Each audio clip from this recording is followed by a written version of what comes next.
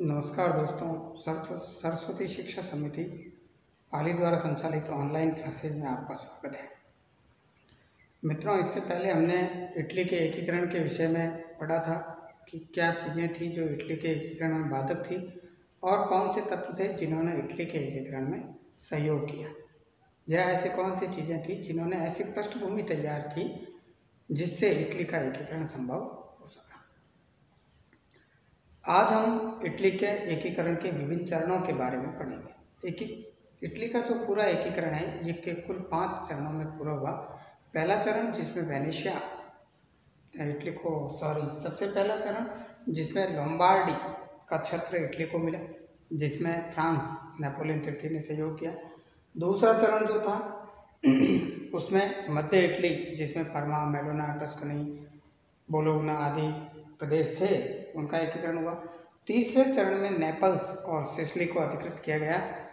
चौथे चरण में वेनेशिया, जो कि ऑस्ट्रिया के अधीन हो गया था, वो, और अंतिम 5वें चरण में रोम, जो कि हालांकि एक शहर जितना ही था लेकिन था बहुत ही पावरफुल, और सबसे मुश्किल काम रोम को ही मिलाना था।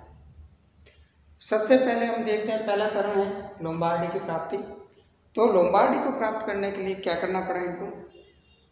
नेपोलियन तृतीय उस समय फ्रांस का राजा था। छुट्टियां मनाने के लिए शिकार पर सार्डिनिया की सीमा के नज़दीक आया हुआ था, लगभग 1 महीने के समय के साथ। काबूर को जब ये पता चला तो काबूर ने बिना किसी औपचारिक निमंत्रण के, उसको निमंत्रण नहीं मिला था नेपोलियन की तरफ से, भाई आप आइए मिलिए, और ना ही इसने पूछा कि मैं आपसे मिलना चाहता हूँ इसलिए आ जाऊँ क्या। बिना किसी निमंत्रण के ये सीधे पहुँच गए नेपोलियन के शिविर में।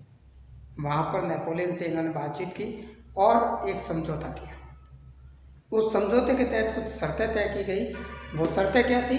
तो उन शर्तों में जो पहली शर्त थी वो ये थी कि ऑस्ट्रिया और सार्डिनिया जो इटली का एकीकरण करने के लिए जो प्रमुख राज्य था वो सार्डिनिया था, और दूसरा जो कि इटली के एकीकरण में सबसे बड़ा बाधक तत्व था ऑस्ट्रिया।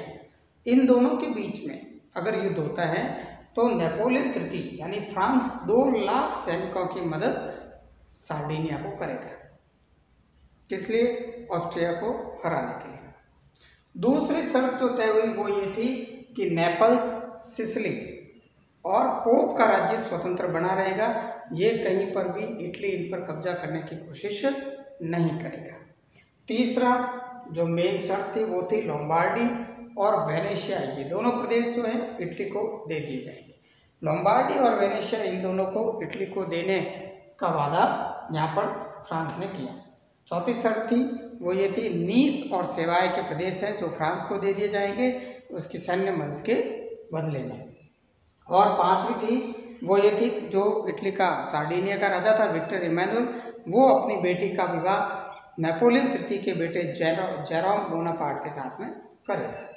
इसी समझौते के तहत ये तय हुआ कि भाई सार्डिनिया कुछ ऐसी हरकतें करे कि ऑस्ट्रिया आक्रामक हो जाए और विश्व समुदाय को ये लगे कि ऑस्ट्रिया आक्रमणकारी है और जो है सार्डिनिया अपनी रक्षा के लिए युद्ध कर रहा है और इसलिए वो जायज है। सार्डिनिया ने ऐसा करना शुरू किया और इसी के तहत ऑस्ट्रिया भड़क गया, क्योंकि ऑस्ट्रिया के अंदर सार्डिनिया ने कुछ विद्रोह भड़काने का प्रयास किया। ऑस्ट्रिया ने सार्डिनिया को 3 दिन का अल्टीमेटम दिया।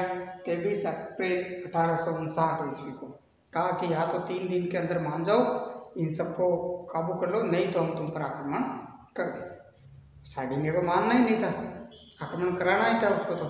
तो ऑस्ट्रिया ने 3 दिन के बाद में युद्ध शुरू कर दिया, यानी 26 अप्रैल को युद्ध शुरू हो गया। 26 अप्रैल को युद्ध शुरू हुआ और 29 अप्रैल 1859 ईस्वी को फ्रांस ने इटली के पक्ष में युद्ध की घोषणा कर दी और उसने कहा कि मैं इटली के साथ रहूंगा, ऑस्ट्रिया पर आक्रमण कर दिया। अब ये युद्ध चल रहा था, धीरे धीरे ऑस्ट्रिया की हार हो रही थी, लेकिन अचानक से फ्रांस को या नेपोलियन तृतीय को पता नहीं क्या ऐसा हुआ कि उसने जो है इस युद्ध को बीच में रोक दिया और युद्ध विराम की घोषणा कर दी। इसके युद्ध विराम की घोषणा के कारण पूरे इटली में सार्डिनिया में जो है निराशा का माहौल फैला। काबूर ने अपना त्याग पत्र दे दिया। फ्रांस ने ऑस्ट्रिया के साथ विला फ्रैंका नामक स्थान पर 11 जुलाई 1859 ईस्वी को एक संधि की। इस संधि के तहत कुछ शर्तें तय की गई, जिसमें पहला था लोम्बार्डी, जो कि फ्रांस और इटली के बीच में, सार्डिनिया के बीच में जो पहले समझौता हुआ था लोम्बार्डी और वेनेशिया दोनों के लिए, उसमें से केवल लोम्बार्डी ही सार्डिनिया को मिला, वेनेशिया ऑस्ट्रिया को मिल गया। फिर जो है पर्मा, मेडोना और टस्कनी और पोप का ये राज्य है जो कहा गया कि ये स्वतंत्र बने रहेंगे और इनके पुराने शासक ही इन पर स्वतंत्रता पूर्वक शासन करेंगे। इसके कुछ समय बाद में 10 नवंबर 1859 ईस्वी को ज्यूरिख नामक स्थान पर विक्टर इमैनुअल ने भी इस समझौते पर हस्ताक्षर कर दिए और इसके तहत इस विला फ्रैंका संधि को मान्यता प्रदान कर दी गई और इसके साथ ही इटली के एकीकरण का पहला चरण पूरा हुआ, जिसमें इटली को लोम्बार्डी का प्रदेश प्राप्त हुआ।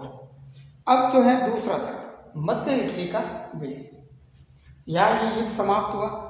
इधर मध्य इटली के जो शासन थे, जो राज्य थे, पर्मा, मेडोना, टस्कनी, जिनको इन्होंने कहा कि पुराने राजाओं के अधीन ही रहेंगे, वहाँ की जनता ने इसका विरोध किया और यहाँ पर इन राज्यों में विद्रोह शुरू हो गया। इधर इंग्लैंड उस समय यूरोपीय देशों के अंदर हस्तक्षेप की नीति पर चल रहा था। इंग्लैंड ने पहले ही कह दिया था कि मैं किसी प्रकार से यूरोपीय देशों के मामलों में हस्तक्षेप नहीं करूंगा। ऑस्ट्रिया का मानना था कि भाई हमने ज्यूरिख में जो समझौता किया, जिसको मान्यता आप लोगों ने दी सार्डिनिया वालों ने, उसके तहत Parma, Modena, Tuscany, Bologna, Romagna, इन राज्यों को स्वतंत्र रखा जाए और इनके जो पुराने राजा थे उन्हीं को इस पर शासन करने का अधिकार दिया जाए। काबूल, जो कि सार्डिनिया का था, उसने इस मौके का फायदा उठाया। उसने फ्रांस को अपनी तरफ करने के लिए प्रयास शुरू कर दिए। फिर इसने फ्रांस को वही लॉलीपॉप दिया, नीस और सेवाय के प्रदेश देकर के फ्रांस को अपनी तरफ कर लिया। कहा कि अगर यहाँ पर कुछ भी होता है तो नीस और सेवाय के प्रदेश आपको मिल जाएंगे, बाकी के क्षेत्र हमको दिलाए जाए। मार्च 1860 में मध्य इटली के इन राज्यों में, किनमें पर्मा, मेडोना, टस्कनी, बोलोग्ना, वियोकेंजा, नीस, सेवाय, इनमें जनमत संग्रह कराया गया। फ्रांस जैसा शक्तिशाली राष्ट्र साथ में था तो किसी ने विरोध इसका नहीं किया। पर्मा, मेडोना, टस्कनी, बोलोग्ना, वियोकेंजा, इन प्रदेशों की जनता ने सार्डिनिया के पक्ष में वोट किया। उन्होंने कहा कि हम लोग जो हैं सार्डिनिया के साथ में मिलकर के संयुक्त इटली का निर्माण करना चाहते हैं। समझौते के तहत नीस और सेवाय फ्रांस को देने थे, इसलिए नीस और सेवाय की जनता से अपील करा करके फ्रांस के पक्ष में मतदान कराया गया और ये दोनों क्षेत्र फ्रांस को मिल गए। इसके साथ ही ये इटली का दूसरा चरण भी पूरा हुआ। अब है तीसरा चरण। तीसरा चरण थोड़ा महत्वपूर्ण चरण है। इसमें जो है सैन्य शक्ति का प्रयोग ज़्यादा किया गया और इसमें जो महत्वपूर्ण भूमिका है वो है गैरिबाल्डी की। जूपस गैरिबाल्डी। जूपस गैरिबाल्डी का जन्म जो है नीस नामक शहर में हुआ 1807 ईस्वी में। यह भूमध्य सागर की यात्रा का था। ज़्यादा पढ़ा लिखा नहीं था, ज़्यादा पढ़ा भी नहीं, हालांकि था सक्षम घर से, लेकिन पढ़ने में इसकी रुचि नहीं थी। केवल इतना ही पढ़ा जिससे किताबें पढ़ सके साक्षर की तरह। फिर इसने जो है नाविक बन गया, भूमध्य सागर की यात्रा पर निकल गया। उस भूमध्य सागर की यात्रा के दौरान इसका जो संपर्क है वो इटली के राष्ट्रभक्त लोगों से हुआ। हमने पहले पढ़ा था, राष्ट्रभक्त लोगों के साथ में मिलकर के इसने जो है वो इटली को एक करके विदेशी आक्रांता को निकालने के लिए प्रयास शुरू कर दिया। 1833 ईस्वी में इटली में नौसैनिक षड्यंत्र हुआ, यानी नौसेना में विद्रोह करने का प्रयास किया गया, जिसमें गैरिबाल्डी भी शामिल पाया गया और इसको गिरफ्तार करके मृत्यु दंड दिया गया। हालांकि मृत्यु दंड से बच करके ये जो है यहाँ से निकल गया और भाग करके दक्षिण अमेरिका चला गया, जहाँ पर इसने छापामार युद्ध प्रणाली का प्रशिक्षण प्राप्त किया। छापामार युद्ध प्रणाली के तहत भारत में शिवाजी महाराज ने मुगलों से टक्कर ली थी, जिसमें होता क्या है कि अचानक से किसी सेना पर हमला करना, उसको नुकसान जितना पहुंचा सकते हैं उतना नुकसान पहुंचाना और तुरंत वापस निकल जाए। सामने के युद्ध में नहीं है, आमने सामने लड़ना नहीं। जैसे ही दुश्मन बेखबर हो उस पर आक्रमण करो, अपना जो भी है फायदा उठाओ, उनको लूटो और उनको जितना ज़्यादा नुकसान पहुंचा सके पहुंचा करके वापस निकल जाओ। गैरिबाल्डी ने भी इसी युद्ध का प्रशिक्षण प्राप्त किया। फिर ये वहाँ से वापस जो है 1854 ईस्वी में इटली आ गया। यहाँ आकर के इसने लाल कुर्ती दल का गठन किया। ये लाल कुर्ती दल जो है ये देशभक्त स्वयंसेवकों का संगठन था। कोई तनख्वाह उनको नहीं थी, लेकिन फिर भी वो राष्ट्र के लिए लड़ेंगे ऐसी योजना इनकी थी। इसने लगभग 1000 स्वयंसेवकों की सेना को तैयार किया और उस सेना के साथ में इसने जो है क्या किया, 5 मई 1860 को नेपल्स पर आक्रमण कर लिया। नेपल्स पर आक्रमण करके नेपल्स को जीत लिया और स्वयं को वहाँ का अधिनायक तानाशाह घोषित कर दिया, खुद को वहाँ का राजा बना दिया। तो नेपल्स इसके अंडर में आ गया, इसके कब्जे में आ गया। इधर जैसे ही विक्टर इमैनुअल को पता लगा कि नेपल्स पर उसका अधिकार हो गया है, वो अपनी सेना लेकर के सिसिली जो कि उसके पास में था, सिसिली की ओर रवाना हो गया। टियानो नामक स्थान पर विक्टर इमैनुअल और गैरिबाल्डी दोनों मिलते हैं। इनके बीच में बातचीत होती है और गैरिबाल्डी को पता चलता है कि हाँ भाई, सार्डिनिया के पक्ष में, इटली के पक्ष में ही सार्डिनिया है। तो वो अपने सारे स्वयंसेवक जो 1000 की सेना उसकी थी, वो अपने सारे अधिकार और नेपल्स का प्रदेश इसको विक्टर इमैनुअल को सौंप देता है और खुद को भी उसके प्रति समर्पित कर देता है। इधर विक्टर इमैनुअल ने सिसिली पर विजय प्राप्त कर ली और इस प्रकार से नेपल्स और सिसिली का भी जो है वो इटली में एकीकरण हो गया, इटली में सम्मिलन हो गया। इस प्रकार ये तीसरा चरण भी पूरा हुआ। अब है चौथा चरण। चौथा चरण था क्या?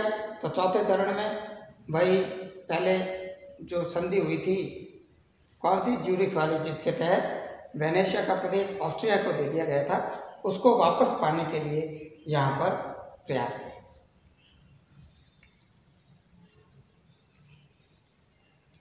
1866 ईस्वी में प्रशा, ये प्रशा कौन सा, जर्मनी जिसके नेतृत्व में एकीकृत हुआ था, वो प्रशा का ऑस्ट्रिया से युद्ध छिड़ता है 1866 ईस्वी में। इन दोनों के बीच में लड़ाई होती है। इटली यानी सार्डिनिया और प्रशा के बीच में समझौता हुआ था, जिसके तहत सार्डिनिया को, प्रशा को सैन्य मदद करनी थी ऑस्ट्रिया के विरुद्ध और बदले में वेनेशिया सार्डिनिया को दिलाया जाएगा। ऐसा संधि हमने जर्मनी के एकीकरण के समय में पढ़ी थी। अब यहाँ पर क्या होता है कि प्रशा और ऑस्ट्रिया के युद्ध में इटली सैन्य सहयोग देता है और 3 जुलाई 1866 को प्रशा जो है ऑस्ट्रिया को हरा देता है। ऑस्ट्रिया अपने शस्त्र डाल देता है। प्राग नामक स्थान पर प्रशा और ऑस्ट्रिया के मध्य में संधि होती है और इस संधि के तहत वेनेशिया का जो प्रदेश ऑस्ट्रिया के अधीन था उसको सार्डिनिया को दे दिया जाता है। और इस प्रकार से ये जो वेनेशिया और इटली के एकीकरण का चौथा चरण है वो भी पूरा होता है और ऑस्ट्रिया अपने इटली को जो है वेनेशिया का प्रदेश प्राप्त हो जाता है प्रशा की मदद से। अब अंतिम चरण और वो है रोम का विलय। अगर अंतर्राष्ट्रीय स्थितियां फ्रांस के विपरीत नहीं होती तो रोम का विलय मुश्किल था, क्योंकि रोम का जो शासक था वो था पोप, कैथोलिक ईसाई जगत का सर्वोच्च धर्म गुरु। फ्रांस जो है वो उस रोम के पोप की सुरक्षा के लिए अपनी सेना उसने रोम में लगा रखी थी। क्योंकि ये ईसाई धर्म, कैथोलिक ईसाई धर्म का सर्वोच्च अधिकारी था, इसलिए फ्रांस जो कि कैथोलिक ईसाइयों का ही प्रदेश था, उसका उसके साथ में आध्यात्मिक संबंध था, श्रद्धा का विषय था। लेकिन इटली अगर रोम को अपने में सम्मिलित नहीं करता है तो ये ठीक वैसा ही होगा जैसा एक शरीर में आत्मा का नहीं होना, यानी जिंदा लाश के समान। तो रोम इटली के लिए बहुत ही जरूरी था, इसके लिए वो प्रयासरत भी था और उसको ऐसा मौका भी मिल गया और वो मौका था 1870 ईस्वी में प्रशा और फ्रांस का युद्ध। प्रशा वही जर्मनी वाला, जर्मनी के एकीकरण के लिए प्रयासरत था वो, उसका भी एकीकरण फ्रांस को हराए बिना नहीं हो सकता था, इटली का भी एकीकरण फ्रांस को हराए बिना नहीं हो सकता था। 1870 में जब प्रशा और ऑस्ट्रिया के फ्रांस के बीच में युद्ध शुरू होता है तो फ्रांस को वहाँ पर अपनी ताकत लगानी पड़ती है और लेकिन फिर भी उस ताकत के बावजूद वो हार रहा होता है। तो उसने पोप की रक्षा के लिए जो सेना छोड़ रखी थी रोम में, उसको भी उसने बुला लिया और प्रशा से युद्ध किया, लेकिन फ्रांस की सेना को प्रशा की सेना से हारना पड़ा। जैसे ही फ्रांस प्रसा से हारता है। इधर इटली सार्डिनिया जो है इस मौके का फायदा उठाता है और वो रोम में जो है जनमत संग्रह करवाता है। रोम में अधिकांश जनता जो है वो इटली के पक्ष में जाना चाहती है, इसलिए जनमत संग्रह इटली के पक्ष में होता है और रोमन साम्राज्य या रोम का राज्य इटली में सम्मिलित कर दिया जाता है। इस रोम को संयुक्त इटली की राजधानी बनाया जाता है और इस प्रकार से रोम के इटली में मिलते ही इटली का अंतिम चरण पूरा होता है और इटली का एकीकरण भी पूरा होता है। इटली का जो शासक था विक्टर इमैनुअल, इसने 12 जून 1871 ईस्वी को संयुक्त इटली की संसद का उद्घाटन यहाँ पर रोम में किया और अपने इस भाषण में उसने कहा कि हम जिस कार्य के लिए हमने अपना जीवन भेंट किया वह आज पूरा हो गया। हमारी राष्ट्रीय एकता स्थापित हो गई है। अब हमें अपने देश को सुखी व संपन्न बनाना है। हम रोम में हैं और रोम में ही रहेंगे। इन शब्दों के साथ में इटली का एकीकरण संपूर्ण होता है और इस प्रकार से विभिन्न परिस्थितियों, विभिन्न मुश्किलों का सामना करते हुए इटली का एकीकरण पूर्ण हुआ। धन्यवाद।